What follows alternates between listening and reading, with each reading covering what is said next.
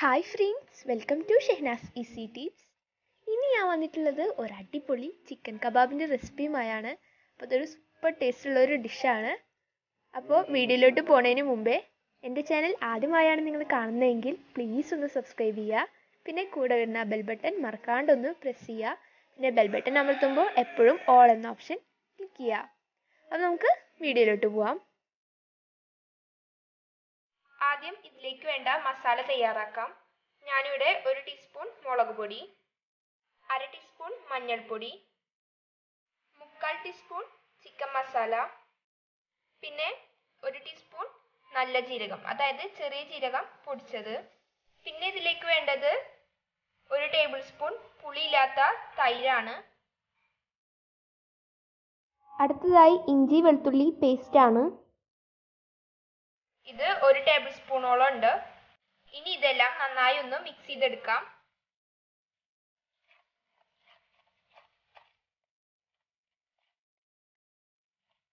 ഇതിലേക്ക് ഒരു അരമുറി നാരങ്ങ നീര് കൂടി ചേർക്കണം. ഇനി ഇതിലേക്ക് നമ്മുടെ മെയിൻ ഇൻഗ്രീഡിയൻറ്റ് ചിക്കൻ ഇട്ട് കൊടുക്കാം. അപ്പോൾ ചിക്കൻ എടുക്കുമ്പോൾ എപ്പോഴും ശ്രദ്ധിക്കണം, എല്ലില്ലാത്ത കഷ്ണങ്ങൾ നോക്കിയിട്ട് വേണം എടുക്കാൻ. നമുക്ക് ഇത് നന്നായി ഒന്ന് മിക്സ് ചെയ്ത് കൊടുക്കാം. ചിക്കൻ മിക്സ് ചെയ്ത ശേഷം ഇനി ഇതിലേക്ക് വെജിറ്റബിൾസ് ആഡ് ചെയ്യാം. ഞാനിവിടെ സവോളയും തക്കാളിയും മാത്രമാണ് എടുത്തിട്ടുള്ളത്. അതുകൂടി ഇട്ട് നന്നായി കുഴച്ചെടുക്കാം. അവസാനമായി 1/2 ടീസ്പൂൺ ഉപ്പ് കൂടി ചേർത്ത് കൊടുക്കാം.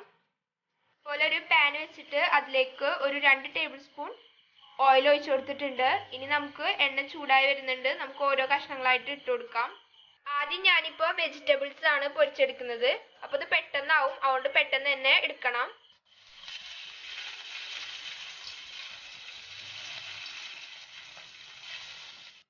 ഞാനിപ്പോൾ എല്ലാം ഇട്ടിട്ടുണ്ട്. ഇത് പെട്ടെന്ന് തന്നെ മറിച്ചിടാം.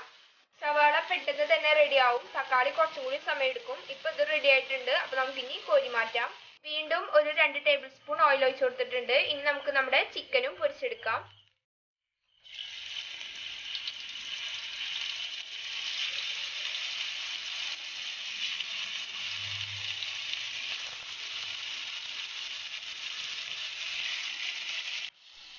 ചിക്കൻ ആദ്യം 2 മിനിറ്റ് ഇങ്ങനെ തുറന്നു വെച്ച് വേവിക്കുക. അതിനുശേഷം ഒരു മൂടി ഉപയോഗിച്ച് മൂടി 5 മിനിറ്റോളം അങ്ങനെ വേവിച്ചെടുക്കണം.